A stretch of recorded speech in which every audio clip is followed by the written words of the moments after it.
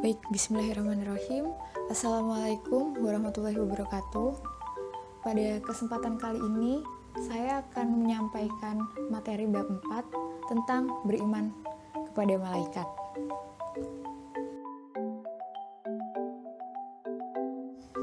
Pengertian iman. Iman secara bahasa artinya percaya atau yakin. Secara istilah, iman itu meyakini dengan setulus hati yang mengakar kuat. Mengakar kuat itu maksudnya mendalami, jadi menjadi satu. Nah, kemudian mengucapkan dengan lisan dan mengamalkannya dengan seluruh anggota badan. Menurut Muhammad Quraisy Shihab, malaikat sendiri berasal dari bahasa Arab, yaitu malaikah, yang berarti menyampaikan sesuatu. Nah, iman kepada malaikat sendiri adalah meyakini dengan sepenuh hati bahwa Allah menciptakan malaikat sebagai makhluk gaib yang diutus untuk melaksanakan segala perintahnya. Nah, untuk orang yang mengimani atau beriman kepada malaikat, mereka akan senantiasa menggunakan seluruh anggota badannya, jiwa, raga, itu untuk berhati-hati dalam berkata-kata, berbuat, dan lain sebagainya. Kemudian, hukum beriman kepada malaikat.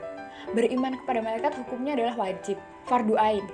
Nah, karena beriman kepada malaikat merupakan salah satu rukun iman selain daripada kita beriman kepada Allah, kepada kitab, kepada Rasul, hari akhir, qada dan qadar. Nah, hal ini didasarkan dari beberapa sumber, salah satunya hadis. Hadis yang diriwayatkan oleh Bukhari dan Muslim. Seperti ini. Diriwayatkan dari Abu Hurairah radhiyallahu anhu bahwa suatu hari Rasulullah muncul di tengah orang banyak. Beliau kemudian didatangi oleh seorang laki-laki. Orang itu bertanya, "Wahai Rasulullah, apakah iman itu?" Beliau menjawab, "Iman adalah kamu harus percaya dengan Allah, malaikat-malaikatnya, kitabnya, pertemuan dengannya, Rasulnya, dan hari kebangkitan di akhirat nanti." Kemudian penciptaan malaikat. Nah, seperti yang telah kita ketahui, Allah menciptakan malaikat dari nur atau cahaya. Hal tersebut sebagaimana terdapat dalam hadis dari Ummul Mukminin Aisyah radhiyallahu anhu berkata, bahwasanya Rasulullah bersabda, "Khalaqatul malaikatu min nur." Malaikat itu diciptakan dari cahaya. Nah, kemudian keterangan lain menerangkan bahwa malaikat sebagaimana yang dijelaskan dalam Quran surat Al-Fatir ayat 35 disebutkan bahwa malaikat memiliki sayap. Nah, sudah jelas bahwa malaikat adalah makhluk Allah yang diciptakan dari nur dan memiliki sayap, sehingga kalau ada keterangan lain yang tidak sesuai, maka kita patut meragukan keasliannya. Untuk perbedaan antara malaikat, manusia, dan jin bisa dilihat di tabel. Nah, malaikat tuh gaib, jin gaib, manusia nyata. Nah, malaikat tidak memiliki nafsu, manusia dan jin memiliki nafsu. Malaikat selalu taat, kalau manusia tuh ada yang taat, ada yang durhaka, sama kayak jin gitu. Terus mereka tidak berjenis kelamin. Kalau kita kan berjenis kelamin, mereka tidak makan. Nah, akal pikirannya tuh bersifat statis, seperti itu. Jumlah malaikat. Nah, jumlah malaikat ini sebenarnya banyak sekali ya, kayak ribuan lebih malah. Nah, sampai-sampai ada satu hadis yang menjelaskan, bukan hadis sih, Quran surat Al-Mudaththir ayat 31. Dan tidak ada yang mengetahui tentara Tuhanmu atau para malaikat melainkan dia sendiri. Jadi sampai sekarang tuh masih nggak ada yang tahu pastinya malaikat tuh berapa gitu. Nah, cuma di sini ada hadis dari Ibnu Bajah, dia dari Ali berkata, "Aku mendengar Rasulullah bersabda, barang siapa yang mengunjungi saudaranya sesama muslim, maka seakan ia berjalan di bawah pepohonan surga hingga ia duduk. Jika telah duduk, maka rahmat akan melingkupinya. Jika ia mengunjunginya di waktu pagi, maka 70.000 malaikat akan bersolawat kepadanya hingga sore hari. Dan jika ia mengunjungi pada waktu sore, maka 70.000 malaikat akan bersolawat kepadanya hingga pagi hari."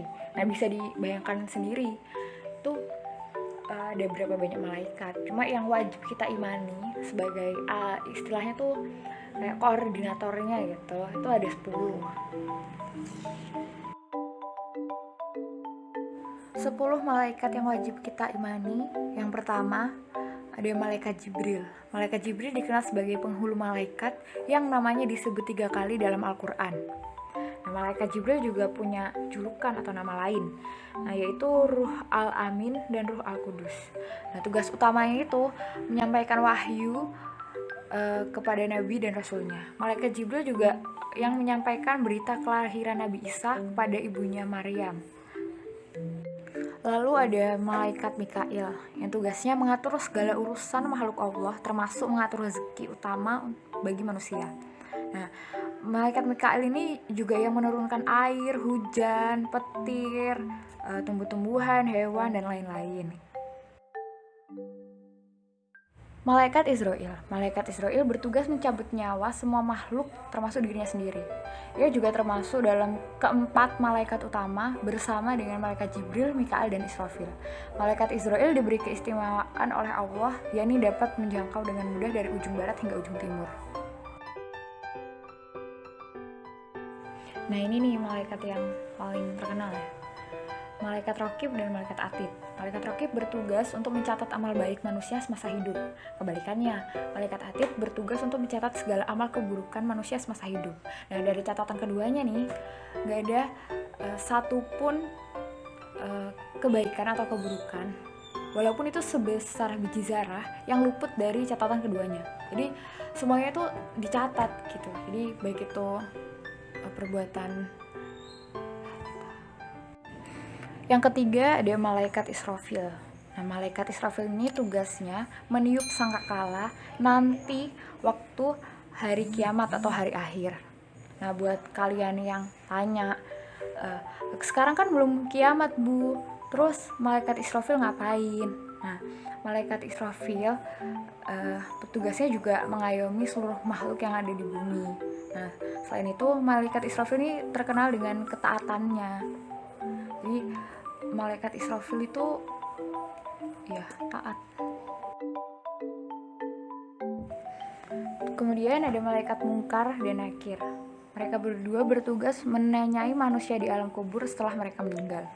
Nah, malaikat ini akan datang dengan berbagai wujud. Nah, kalau misalnya orang itu beriman, terus baik, terus menjawab 3 perkara dengan benar, maka malaikat ini akan berwujud lebih indah dipandang. Nah, sebaliknya kalau orang ini nggak beriman atau sering berbuat kejelekan, maka yang datang tuh wujudnya serem gitu, menakutkan.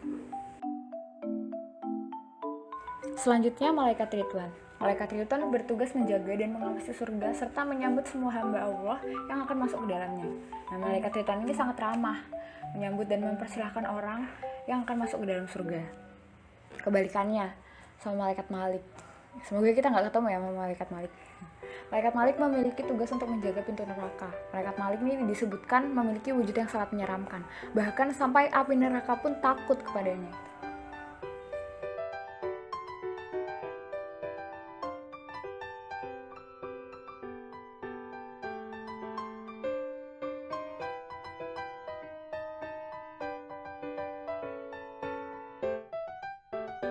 Baik, di sini saya memiliki skema tentang peran malaikat dalam perjalanan hidup manusia.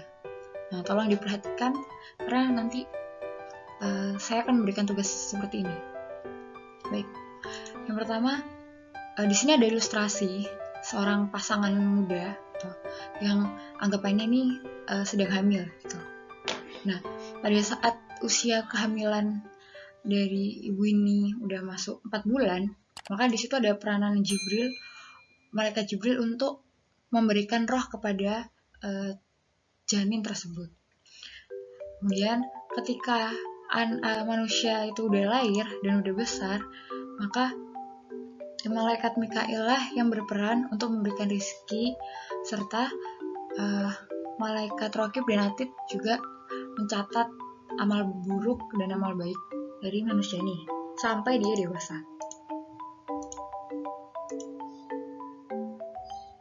Nah, kemudian saat manusia ini meninggal dunia, barulah di situ peranan malaikat Munkar dan Nakir untuk menanyakan 3 perkara. Siapa Tuhanmu, apa agamamu, siapa nabimu, gitu. Nah, sebenarnya manusia ini hidup masih dalam fase peranan malaikat mungkar dan nakir. Karena kita jangan sampai ya kita belum bertemu sama namanya hari kiamat. Nah, jadi peran malaikat Israfil belum ada. Nah, nanti kalau udah ada hari kiamat, maka malaikat Israfil berperan untuk meniupkan sangkakala. Kemudian disitulah baru kita memasuki dunia akhirat. Nah, kalau misalnya kita memiliki banyak amal baik, maka kita akan bertemu malaikat Ridwan. Nah, sedangkan kalau kita selalu berbuat buruk, banyak amal buruknya, kita akan bertemu dengan malaikat Malik. Seperti itu.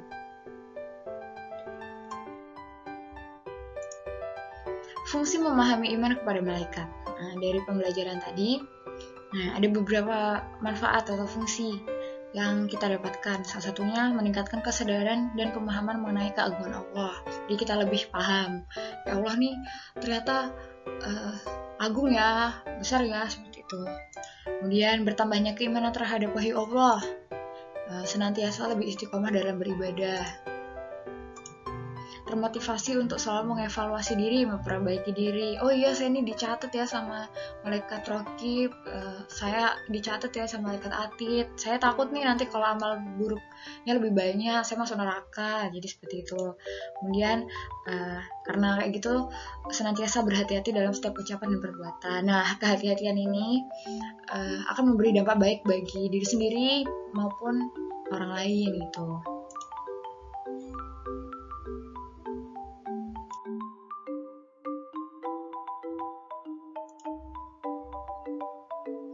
Baik, untuk tugasnya, kalian buat cerita singkat berkaitan dengan peranan malaikat, seperti skema yang saya tunjukkan tadi. Nah, kemudian yang kedua, carilah kutipan atau quotes dengan tentang materi beriman kepada malaikat. Nah, mungkin hanya itu yang bisa saya sampaikan. Kurang lebihnya mohon maaf. Wabillahi taufiq wal hidayah. Wassalamualaikum warahmatullahi wabarakatuh.